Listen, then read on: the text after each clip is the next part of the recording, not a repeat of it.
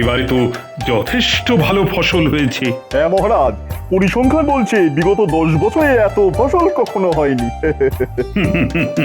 তাহলে তো এবার কৃষ্ণনগর যথেষ্ট সমৃদ্ধশালী রাজ্য। যথার্থই বলেছেন মহারাজ। এবার কিন্তু আমাদের ভাবতে হবে যে এই ফসল বিক্রি করে রাজকোষে যে অতিরিক্ত অর্থ আসবে তা দিয়ে কি করা যায়। হ্যাঁ, ভাবো ভাবো, সকলে মিলে ভাবো। আমার মনে হয় এখনই ভাবার কোনো প্রয়োজন নেই। কেন কেন কেন? কেননা এবছর ভালো ফসল হলেও আগামী বছরও যে এমন মাত্রাতিরিক্ত ফলন হবে তার তো কোনো মানে নেই। সেটা একদিক দিয়ে ঠিক। হয়তো আগামী বছর অতিবৃষ্টি কিংবা অনাবৃষ্টির জন্য ফসল কম হতে পারে। সেই জন্য আমার মনে হয় রাজকোষের অতিরিক্ত অর্থ সঞ্চয় করে রাখা উচিত। আমিও গোপালের সঙ্গে একমত মহারাজ। গোপালের কথা তো শোনা হলো, তা মন্ত্রী তুমি এবার তোমার মত প্রকাশ করো। আমি বলছিলাম কি, অতিরিক্ত অর্থের সিংহভাগই প্রতিরক্ষায় খরচ করা উচিত। হ্যাঁ হ্যাঁ, প্রতিরক্ষায় খরচ করা? হ্যাঁ, মানে নতুন নতুন অস্ত্র শস্ত্র কেনা, এই আর কি। কেন কেন কেন, হঠাৎ কি এমন হলো যে নতুন অস্ত্র কিনতে হবে? মনে হয় পুরনো অস্ত্রে মরচে পড়ে গেছে। সাবধান গোপাল, সাবধান। ঠিক আছে ঠিক আছে, আমি আর কোনো কথা বলছি না। মহারাজ, যেটা বলছিলাম আর কি, আমাদের তো শত্রুর আর অভাব নেই। শত্রু? কাকে শত্রু বলছো তুমি? প্রথম শত্রু মুর্শিদাবাদের নবাব, দ্বিতীয় শত্রু আমাদের প্রতিবেশী খাম্বাজ রাজ। কথাটা তুমি খারাপ বলনি বটে। বলা তো যায় না কখন তারা আবার কি করে বসে। তাই আত্মরক্ষার জন্য আমাদের প্রতিরক্ষা ব্যবস্থাকে ঢেলে সাজানোর প্রয়োজন। আর তারই প্রথম পদক্ষেপ হচ্ছে নতুন অস্ত্র কেনা। ঠিক আছে ঠিক আছে, সেনাপতি কদিন ছুটি নিয়েছে, সে ফিরে এলেই এ ব্যাপারে আমি তার সঙ্গে কথা বলে নেব। সেনাপতিকে আবার এর মধ্যে টানার কি দরকার মহারাজ? ও তো শুধু তলোয়ার ঘোরাতে আর হুড়ুম দারুম করতেই জানে। কূটনীতি বা অস্ত্র কেনার ব্যাপারে ও কি বোঝে? আমি ভেবেছিলাম কোনো কথা বলবো না, কিন্তু আর কথা না বলে যে থাকতে পারছি না। অস্ত্রের ব্যাপারে সেনাপতি কিছু বোঝে না, আর যত বুঝে গেলেন আমাদের মন্ত্রী মশাই।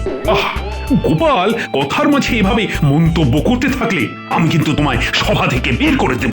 তার আর কোনো দরকার নেই মহারাজ, আমাকে কদিনের জন্য ছুটি দিয়ে দিন, আমি আর রাজসভায় আসবো না। গোপালের সাহসটা একবার দেখেছেন মহারাজ?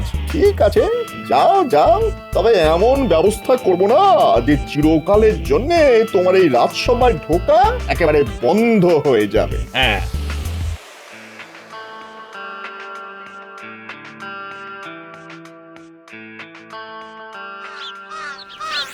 এ কি গো, এত তাড়াতাড়ি রাজসভা থেকে ফিরে এলে যে? সভা কি ছুটি হয়ে গেল? সকলের নয়, শুধু আমারই ছুটি। শুধু তোমার ছুটি মানে? রাজসভা থেকে চলে এলাম। এরপর যতদিন মহারাজ আমাকে আর রাজসভায় না ডাকবেন ততদিন আমি ঘরে বসে থাকবো আর প্রাণ ভরে ঘুমোবো। এই তোমার কথার মাথা মুন্ডু তো কিছুই বুঝতে পারছি না।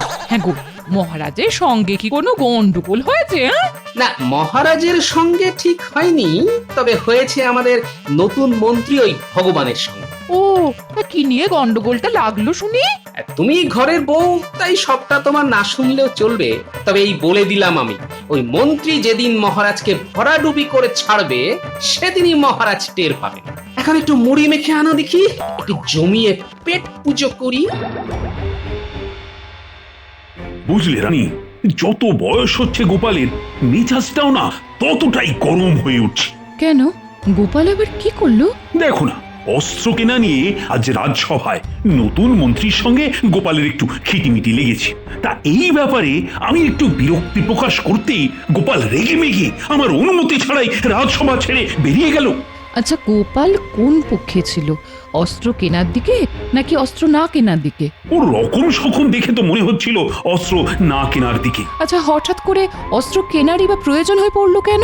ওই মানে নতুন মন্ত্রী প্রতিরক্ষা ব্যাপারকে একেবারে ঢেলে সাজাতে চাইছে আর কি। তা প্রতিরক্ষা ব্যাপারকে ঢেলে সাজাবার দরকার হয়ে পড়লো কেন? এই দেখো, এত বড় রাজ্যের রানী হয়েও তুমি এই কথা বলছো?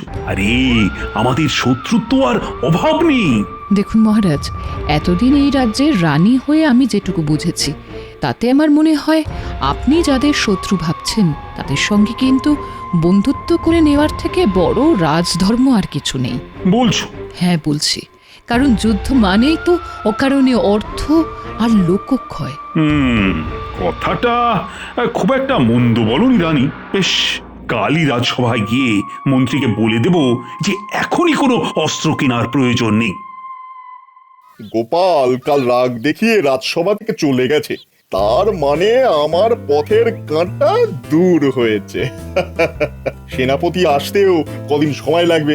এই ফাঁকে মহারাজকে রাজি করিয়ে অস্ত্র কেনার ব্যাপারটা মিটিয়ে ফেলতে হবে। হ্যাঁ, আহা, অস্ত্র কেনা মানেই নিজের টেকে কিছু ঢোকা।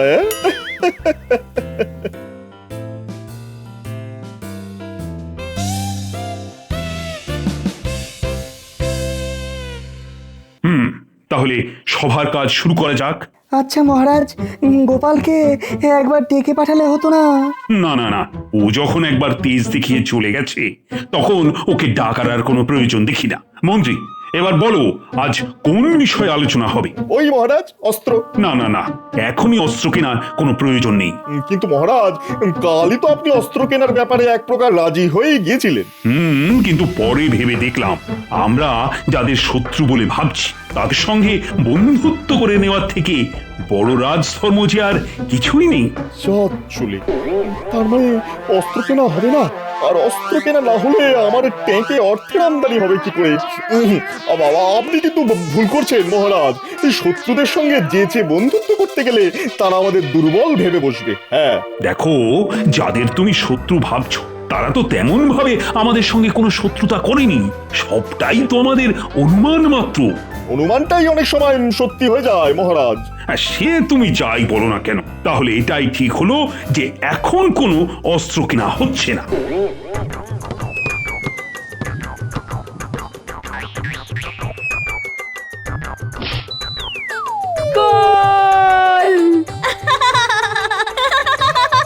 কি গো দাদু, এটা নিয়ে কটা খেলে? আসলে আমার খিদেটা একটু বেশি তো, তাই বেশি করেই খাচ্ছি, বুঝলি? ওরে বাবা, বেলা যে অনেক হলো, আমি চলি রে। বলছি কাল আবার খেলবে তো দাদু? হ্যাঁ, খেলবো খেলবো।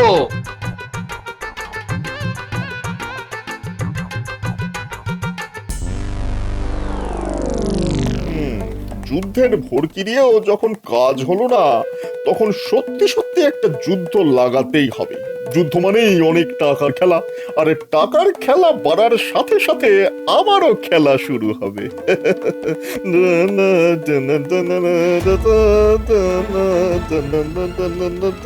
এলোমেলো করে দেমা লুটে পুটে খায়। না, আজ রাতেই বেরিয়ে পড়তে হবে।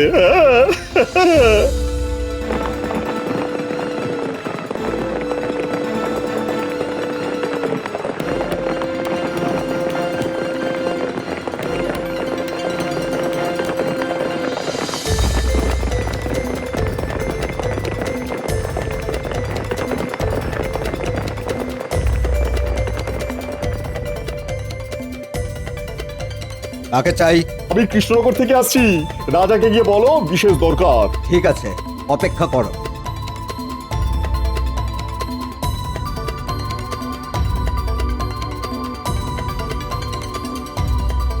ভেতরে চলো, মহারাজ ডাকছেন।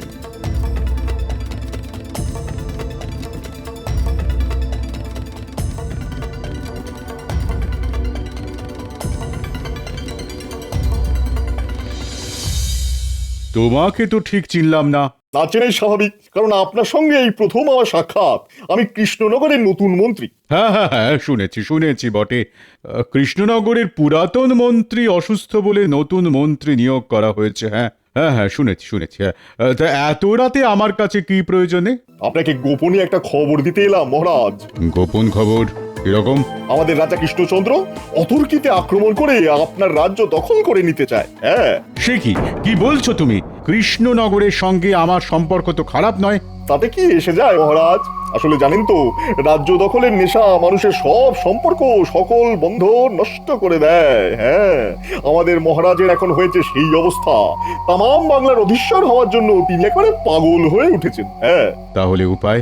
উপায় একটাই, আগে ভাগে কৃষ্ণনগর আক্রমণ করে আমাদের মহারাজকে নিরস্ত্র করা। হ্যাঁ, প্রয়োজন হলে কৃষ্ণনগর জয় করে মহারাজ কৃষ্ণচন্দ্রকে সমুচিত শাস্তি দেওয়া। কথাটা খুব একটা খারাপ বলনি। আচ্ছা, তুমি আমার প্রতি এত সদয় হলে কেন? এত রাতে খবর নিয়ে এলে কেন আমার কাছে? বলছি এক এক করে সব বলছি। এক, আমি যুদ্ধ চাই না, কারণ আমি জানি যুদ্ধের লাভের লাভ কিছুই হয় না, শুধু অকারণেই অর্থ আর লোকক্ষয় হয়। আর দুই, মহারাজ কৃষ্ণচন্দ্রের পাগলামিতে সারা রাজ্যবাসী একেবারে অতিষ্ঠ হয়ে উঠেছে।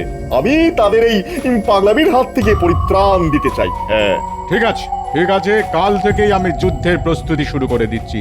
2-1 দিনের মধ্যেই কৃষ্ণনগর আক্রমণ করব, আর কৃষ্ণচন্দ্রকে সিংহাসনচ্যুত করে তোমাকেই বসিয়ে আসবো সিংহাসনে। ওরে বাহ রে বাহ, এ তো দুদিক দিয়ে লাভ। হ্যাঁ, যুদ্ধ বাঁধিয়ে পকেট গরম, আর যুদ্ধ শেষে মহারাজ হয়ে সিংহাসনে বসে পড়া। হ্যাঁ বাবা, আমি তাহলে যাই মহারাজ। তাহলে আর তোমাকে আটকাবো না, তুমি আসতে পারো। এই যে বলি, কি গো, আজ রাজসভায় যাবে তো? হ্যাঁ, আহা, একবার তো তোমায় বলেছি, মহারাজ নিজে ডেকে না পাঠালে আমি আর রাজসভামুখ হচ্ছি না। ওমা, কি কথা গো? দাও দাও দাও, বাজারের থলিটা দাও, দেখি ভালো কিছু মাছ পাই কিনা। দাঁড়াও, আনছি।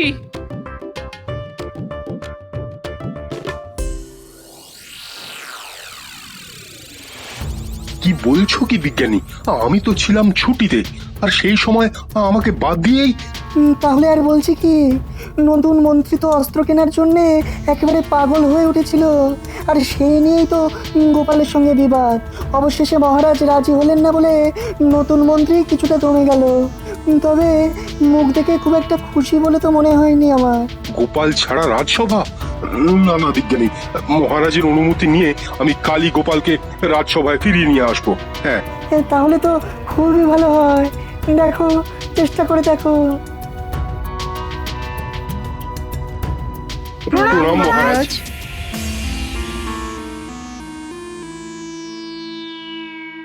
আচ্ছা, মন্ত্রী আসেনি? তাকে তো এখনো দেখতে পাচ্ছি না মহারাজ। তা সেনাপতি, ছুটি কাটানো কেমন হলো?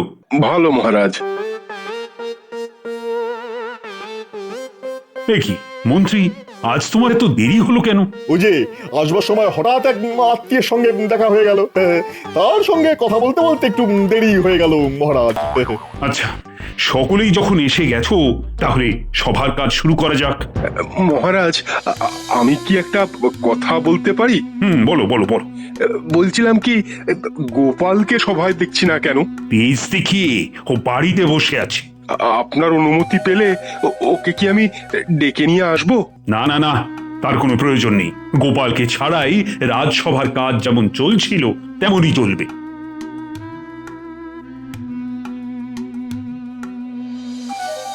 কি ব্যাপার গুপ্তচর, হঠাৎ তুমি এলে? কোনো খবর আছে কি? মহারাজ, খুব একটা খারাপ খবর আছে। খারাপ খবর? হ্যাঁ মহারাজ, আমাদের বিরুদ্ধে যুদ্ধের জন্য খাম্বাজ রাজ প্রস্তুত হচ্ছেন। বাবা, আমাদের বিরুদ্ধে যুদ্ধ? বলো কি? আচ্ছা, তোমার কোনো ভুল হচ্ছে না তো? না মহারাজ, আমি একেবারে পাকা খবর এনেছি। হ্যাঁ, কিন্তু যুদ্ধের কারণটা কি? সেটা ঠিক বলতে পারবো না। আসলে আমাদের রাজ্য জয় করাই খাম্বাজ রাজের উদ্দেশ্য। এবার বুঝতে পারলেন তো মহারাজ, কেন আমি অস্ত্র কিনতে বলেছিলাম? আচ্ছা গুপ্তচর, খাম্বাজরাজ কি আমাদের রাজ্যের উদ্দেশ্যে যুদ্ধযাত্রা শুরু করে দিয়েছেন? এখনো করেননি, কিন্তু যতদূর জেনেছি তাতে কালকেই যুদ্ধযাত্রা শুরু করে দেবেন।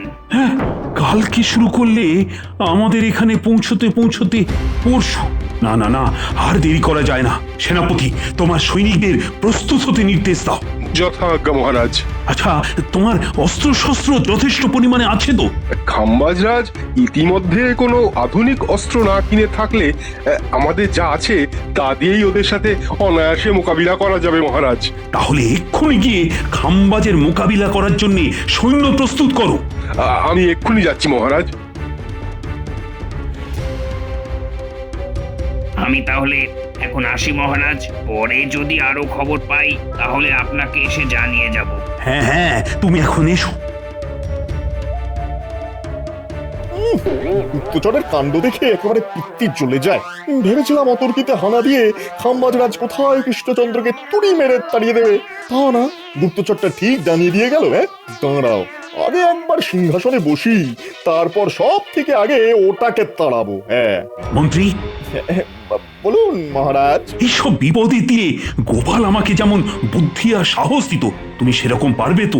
একবার যখন সুযোগ পেয়েছি তখন দেখুন না আপনার এই অধম মন্ত্রী কি করে। মনে রাখবেন, আপনার এই ভগবান কিন্তু 10-10টা গোপালের সমান।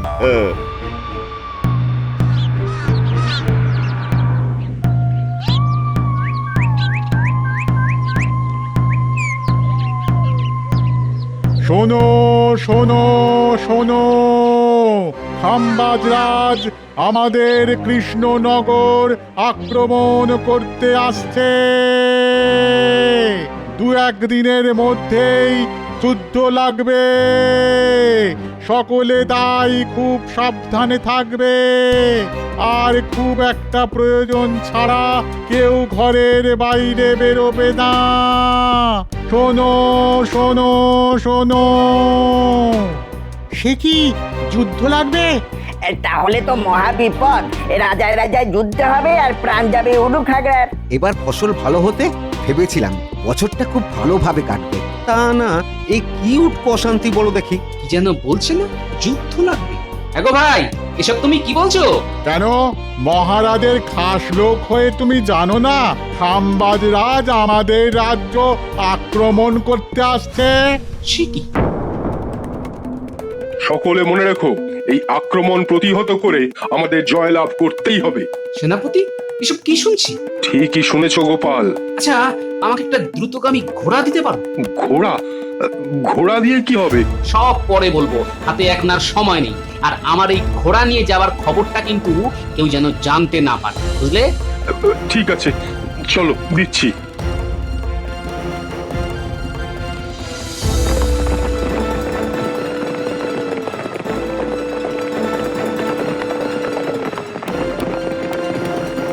ব্যাপারটা মহারাজের কানে তুলে গোপালের বিরুদ্ধে ওনাকে আরো খেপিয়ে তুলতে হবে। হ্যাঁ,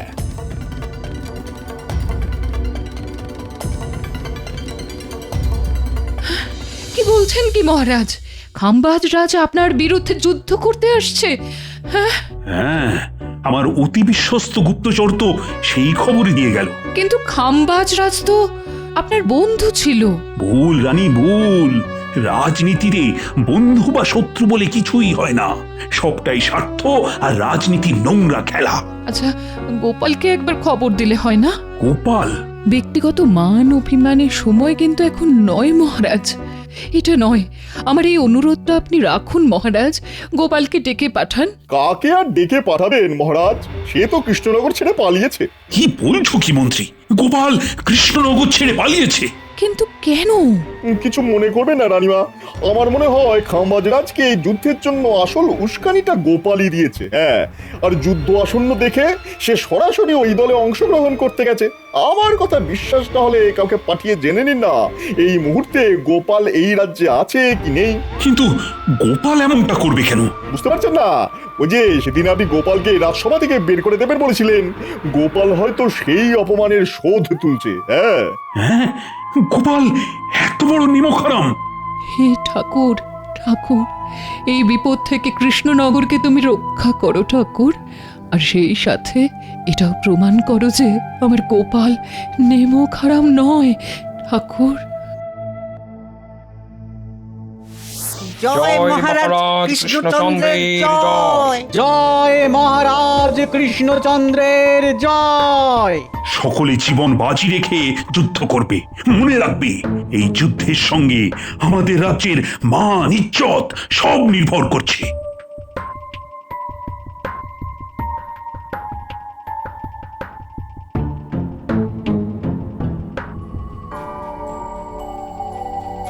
দেখুন মহারাজ, দেখুন আমার কথা সত্যি হলো কিনা। বেঈমান গোপাল আজ খাম্বাজ রাজার দলে। আক্রমণ! এটা কি হলো? খাম্বাজরাজ সাদা পতাকা উড়িয়ে দিল কেন? কৃষ্ণচন্দ্র, কৃষ্ণচন্দ্র, আমি আপনার সঙ্গে যুদ্ধ করতে আসিনি, সন্ধি করতে এসেছি। তাহলে কেন এই যুদ্ধের আয়োজন? একজন আমাকে মিথ্যে খবর দিয়ে ভুল পথে চালিত করে আপনার বিরুদ্ধে যুদ্ধ করতে এক প্রকার বাধ্য করেছিল। সে কি? কিন্তু শেষ মুহূর্তে আর একজন আমার সেই ভুল ভেঙে দিল। সে বলল আপনি নাকি যুদ্ধ করতে চান না, আর যুদ্ধ মানেই তো অকারণ অর্থ আর লোকক্ষয়, এতে কারোরই ভালো হয় না। কিন্তু কে আপনাকে আমার বিরুদ্ধে যুদ্ধ করতে বাধ্য করেছিল? এ আবার আপনার এই নতুন মন্ত্রী। সেরেছে, এ তো হাটে হাঁড়ি ভেঙে দিল। এখন তালে গলে আমি পালাই বাবা। কোথায় পালাচ্ছেন মন্ত্রী মশাই? একেবারে পালাতে দিও না গোপাল, ওর ব্যবস্থা আমি পরে করছি। কিন্তু আপনার ভুল কে ভেঙে দিল খাম্বাজরাজ? কে আবার? আপনার এই চিরবিশ্বস্ত গোপাল। গোপাল? গোপাল তুমি? যাক, ভালোই ভালোই সব মিটে গেল। এবার আপনার এই বিশ্বাসঘাতক মন্ত্রীটির কি করবেন বলুন তো? ওকে ওকে আমি কঠিন শাস্তি দেবো। ওকে আমার হাতে ছেড়ে দিন। মিথ্যে কথা বলে আমাকে বিভ্রান্ত করার শাস্তিটা ওকে আমি নিজের হাতেই দিতে চাই। ও মহারাজ, আপনি নিজে হাতে মারুন কাটুন যা ইচ্ছে করুন, কিন্তু দয়া করে এই খাম্বাজরাজের হাতে আমায় তুলে দেবেন না। নিজের রাজ্যে নিয়ে গিয়ে ও কিন্তু খুব মারবে, ভীষণ মারবে মহারাজ, খুব লাগবে আমার। মেয়ের একেবারে হাড়গোড় ভেঙে দেবে। ও মহারাজ, চুপ হতো ছড়া, তা আমরা হয়ে আবার বাচ্চার মতো কাঁদা হচ্ছে। চল চল, তোর কি হাল করি দেখবি, চল। গোপাল, গোপাল তুমি না থাকলে আজ কিন্তু একটা বড় বিপদ হতে পারতো। জয় গোপালের জয়।